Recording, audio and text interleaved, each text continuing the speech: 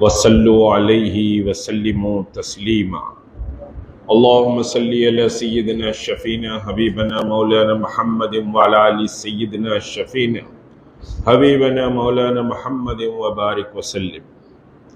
محترم حضرات، بہرحال بابری مسجد کی 30ویں شہادت اور اس کو بنانے کے عزم کے لیے ہم یہاں بیٹھے، اور ایسا لگتا ہے کہ تلنگانہ ہی نہیں بلکہ ملک کی دیگر ریاستوں میں خرامہ بابری مسجد اور اس کی شہادت کو بھول جانے ہی میں عافیت سمجھی جا رہی ہے۔ یاد رکھیے کہ زندہ قومیں اپنی تاریخ کو یاد رکھتی ہیں تو زندہ رہتی، اور کچھ ایسے ہیں جو مر کے زندہ رہنا چاہتے ہیں، اور کچھ ایسے ہیں جن کو موت بھی نہیں مار سکتی، اور جن کو موت نہیں مار سکتی وہی تاریخ بناتے ہیں، وہی تاریخ کو لکھتے بھی ہیں۔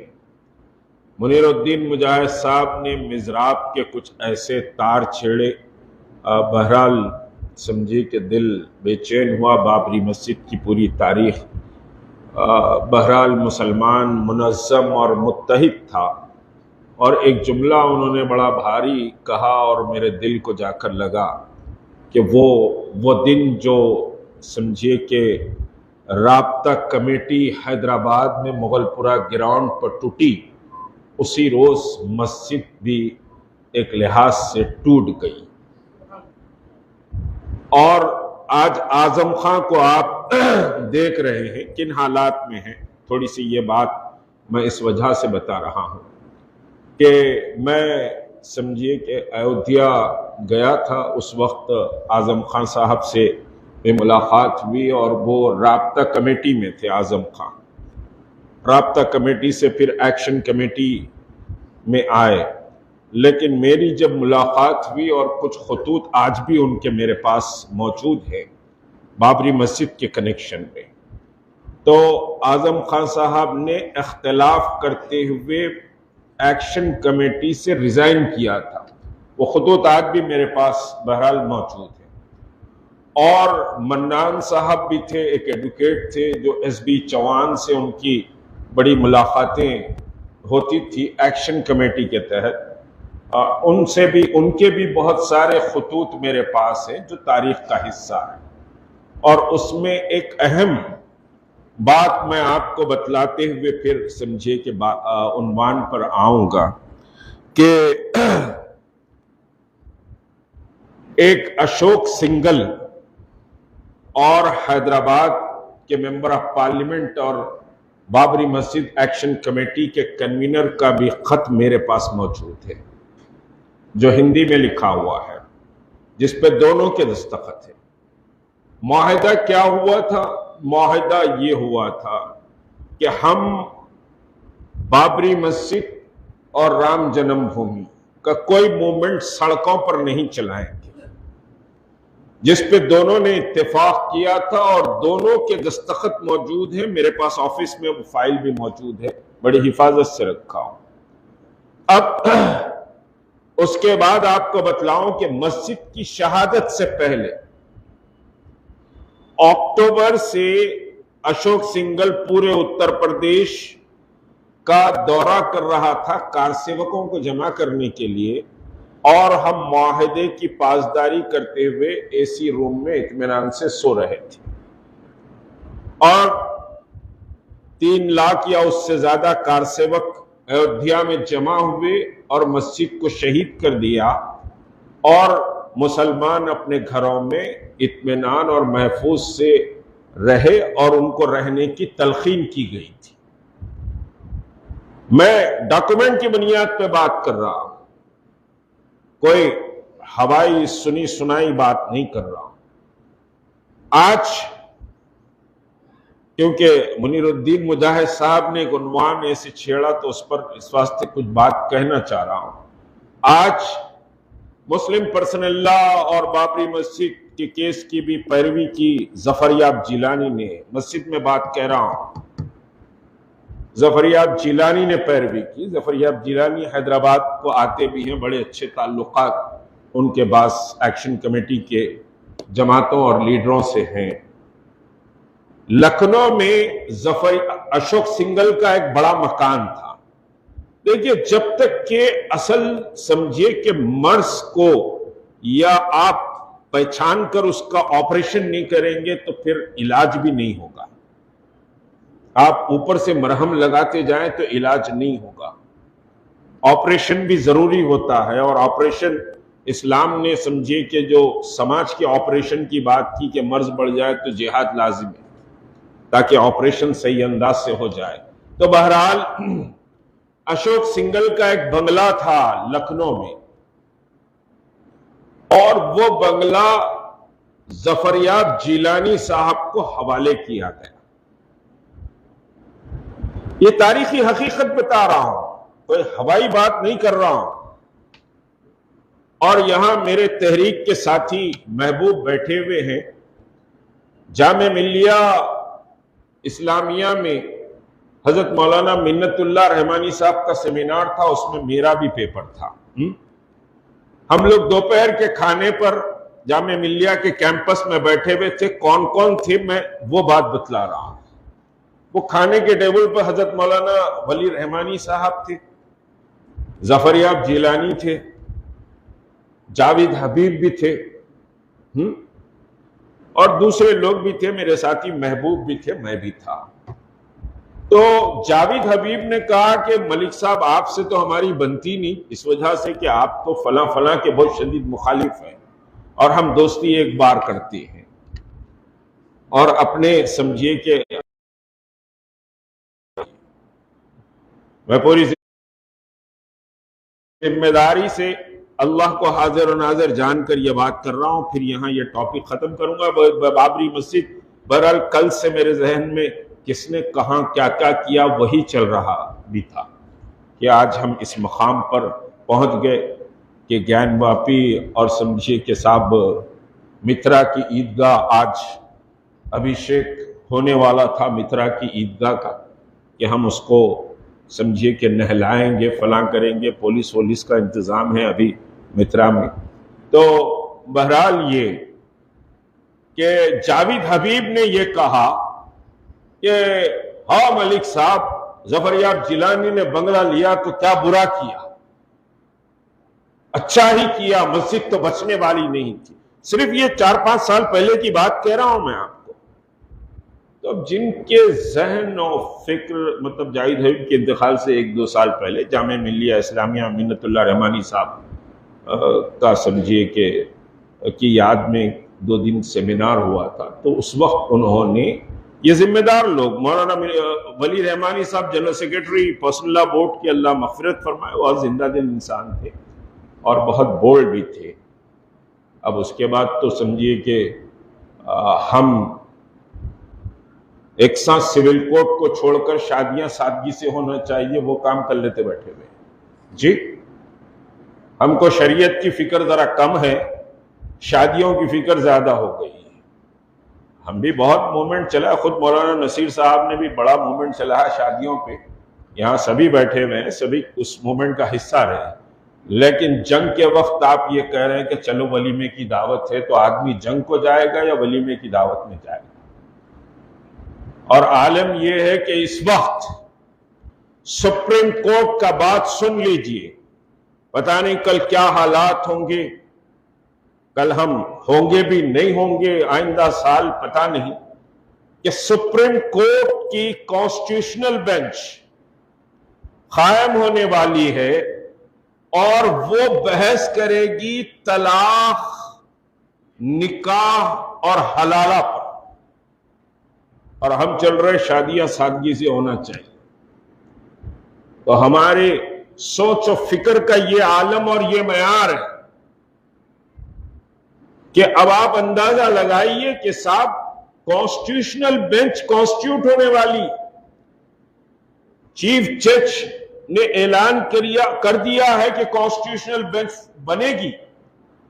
طلاق اور جو ہے سو نکاح حلالہ پر ہم کو کوئی فکر نہیں،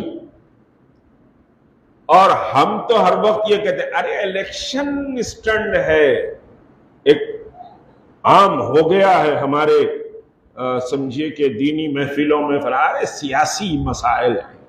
بابری مسجد کو بھی کتنا سیاسی نہیں کہا، وہ کیا بتلاؤں، سیکریٹریٹ کی مساجد 2 مسجدیں شہید ہو گئی، 2 مسجدیں، اور ان مسجدوں کا موومنٹ بہرحال چلا، آپ بھی اس موومنٹ کا حصہ رہے ہیں۔ وحدت اسلامی نے اس پورے علاقے میں سگنیچر کیمپین اور احتجاج یہ ساری چیزیں سمجھے کہ آرگنائز کی تھی، اور ان مسجدوں پر ہمارے علماء کا ڈیلیگیشن، ذمہ داروں کا ڈیلیگیشن 63 ڈیز کے بعد چیف منسٹر کے پاس جاتا ہے، اس وقت جبکہ 1 ملین سگنیچر کیمپین کنکلوڈ ہونے کے قریب تھی، جب نکل کے جاتے ہیں 63 ڈیز کے بعد 2 مساجد شہر میں شہید ہوئی، سیکریٹریٹ کی مساجد، اس پر کوئی آواز نہیں اٹھائی گئی، بلکہ تاریخ اگر اٹھا کر دیکھو تو ٹویٹ کھیلا گیا اس پر۔ چیف منسٹر نے کہا کہ ریگریٹ مساجد پر ڈبری گری، یہ تاریخ کا حصہ ہے، اور تمام مسلم جماعتیں جو یہاں ہیں اس کو چھوڑ کر کہہ رہا ہوں، وہ سب منہ پر سمجھیے کہ پٹی لگا کر بیٹھے تھے، اس وجہ سے کہ سیاسی آخا کا حکم نہیں آیا تو ابھی مسجد پر بات بھی نہیں کرنی۔ یہ ہماری سوچ و فکر ہے، اور اس سوچ و فکر سے اگر امت نہیں نکلے گی تو پھر سمجھیے کہ ایک کے بعد دیگر سب کچھ لٹ جائے گا، سب کچھ لٹ جائے گا۔ میں کوئی جذباتی بات نہیں کرنا چاہ رہا ہوں، صرف کچھ فکری سمجھیے کہ باتیں آپ کے سامنے رکھنا چاہ رہا ہوں کہ آج جو صورتحال ہے، موت کے منہ میں سمجھیے کہ آپ کو ڈھکیلا جا رہا ہے۔ موت تو شہادت کی موت سے بڑھ کر کوئی اور موت نہیں، شہادت کی موت سے بڑھ کر کوئی اور موت نہیں، لیکن بزدلوں کی موت آپ کو مارنا چاہتے ہیں۔ سیکریٹریٹ مساجد پر بات نہیں ہوئی، میں دیکھ رہا تھا اسی الیکشن میں، بہرحال وہاں دعا اور اس کے جملے، میں غلط کہہ رہا ہوں تو آپ میرا گریبان پکڑ کر سمجھیے کہ کھینچ لیں کہ چورستے پر فلاں بچے کو کبھی نہیں مارا جائے گا اگر ہم فلاں ایوان میں پہنچ جائیں گے۔ ابھی ذکر کیا منیر الدین مجاہد صاحب کہ آلیر انکاؤنٹر میں 5 بچے جو بیڑیاں اور ہتکڑیاں پہنی ہوئی تھی، ان کو بس میں انکاؤنٹر کے نام پر شہید کر دیا گیا۔ ہماری زبانیں نہیں کھلی، کبھی ہم سڑک پر نہیں آئے، اسمبلی میں فیشن کی طرح ہر سمجھیے کہ اسمبلی سیشن میں ایک بات کہہ دی جاتی ہے کہ رپورٹ کہاں ہے، اس سے بڑھ کر بات نہیں ہوتی۔ سیکریٹریٹ کی مساجد میں قرآن کی بے حرمتی کی گئی، قرآن کو ایسے اٹھا کر سمجھیے کہ ڈبریز کے ساتھ پھینک دیا گیا، اس کو نکالنے کی بھی سمجھیے کہ صاحب آپ کو اجازت نہیں دی گئی، لیکن ڈیلیگیشن چیف منسٹر سے ملتا ہے تو کوئی سوال نہیں کرتا کہ تم ہمارے قرآن کی بے حرمتی کرنے کی تم میں جرأت کیسے پیدا ہو، بلکہ کہتے ہیں کہ مل کر بڑی خوشی تھی، بڑے کھلے دل کے چیف منسٹر۔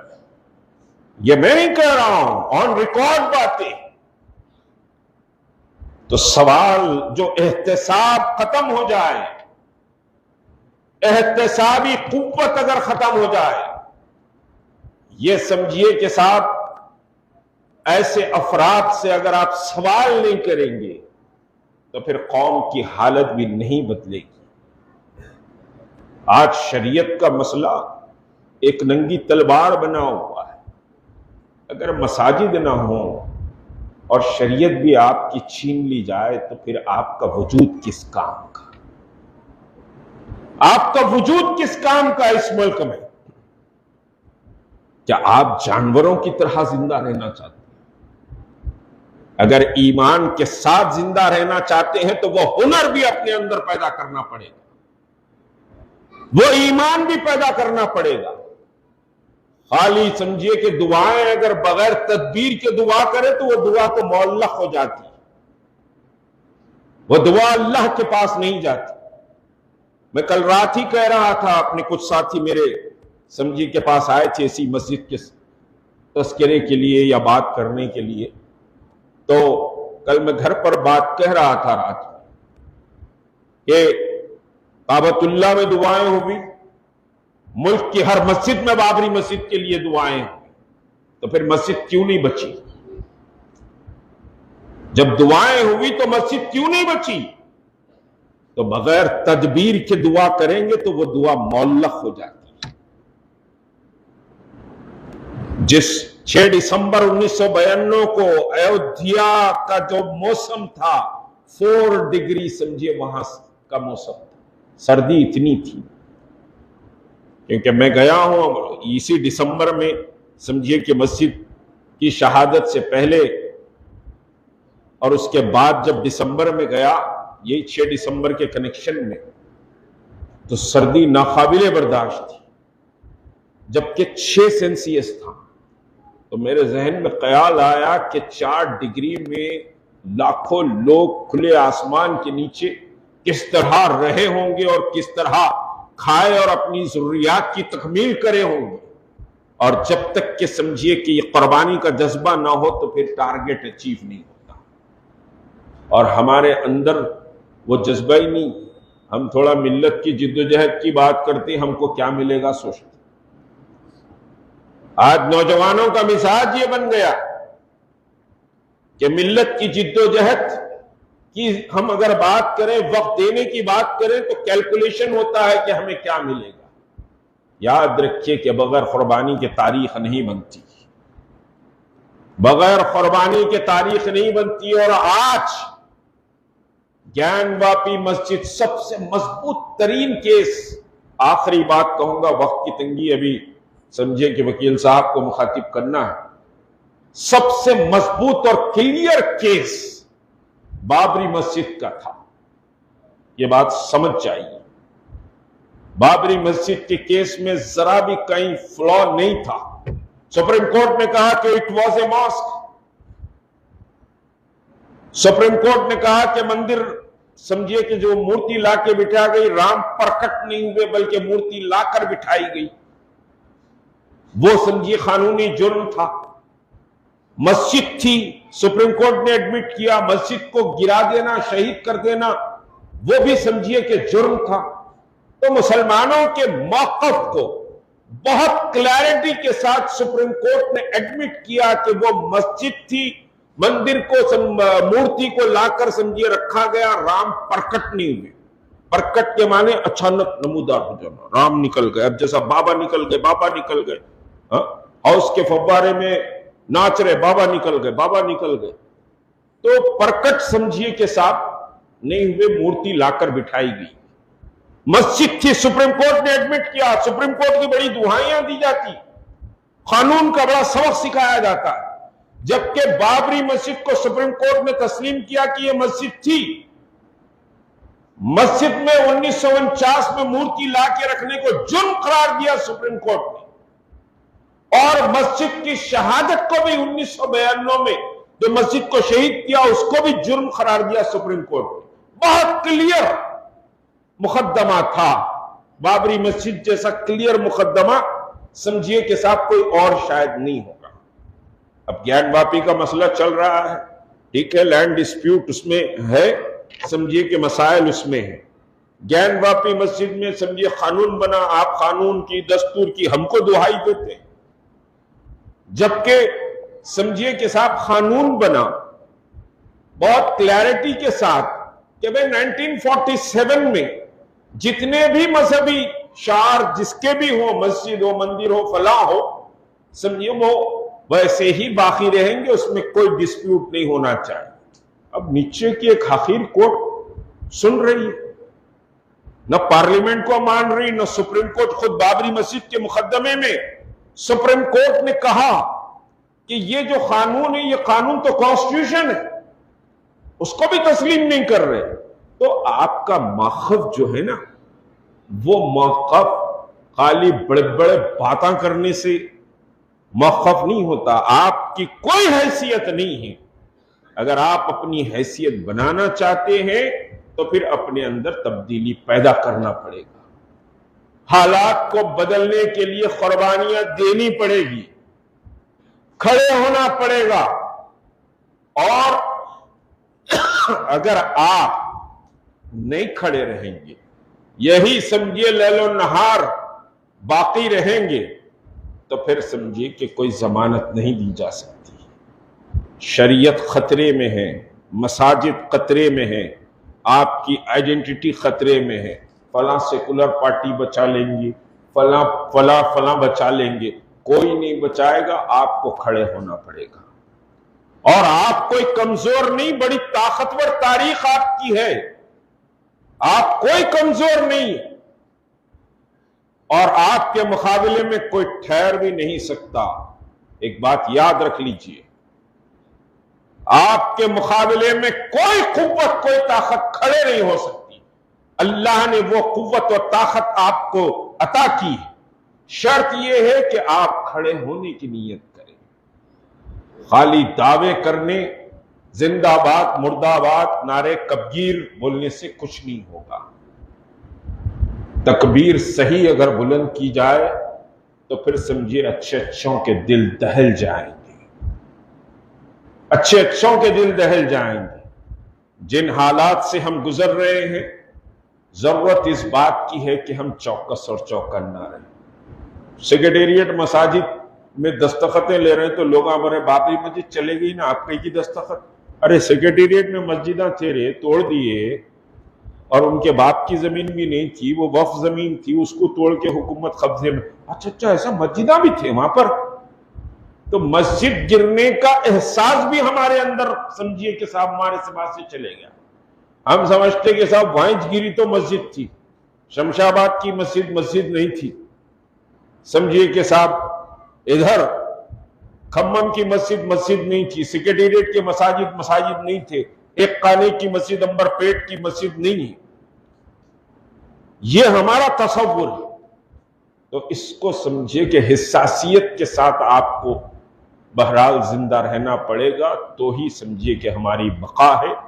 اور بہت ٹوٹے پھوٹے مختصر سمجھیے کہ خیالات کا میں نے اظہار کیا. اور ایک بات یقین اور ایمان کے ساتھ رہیے, اپنے دل میں سمجھیے کہ اس بات کو رکھیے کہ ہم بابری مسجد میں دوبارہ نماز پڑھے گی. ہاتھ اٹھا کر اس کا عہد کیجئے, اور اللہ اس عہد کا روز محشر آپ کو اجر دے گا. ہم بابری مسجد میں نماز پڑھیں گے. میں یہ نہیں کہتا کہ ہماری نسلیں پڑھیں گی, ہم تو پڑھیں گے, یہ نیت کرتے. اگر ہم مر جائیں تو ہماری نسلیں پڑھیں گی, لیکن انشاءاللہ ہم پڑھیں گے. السلام علیکم. چلو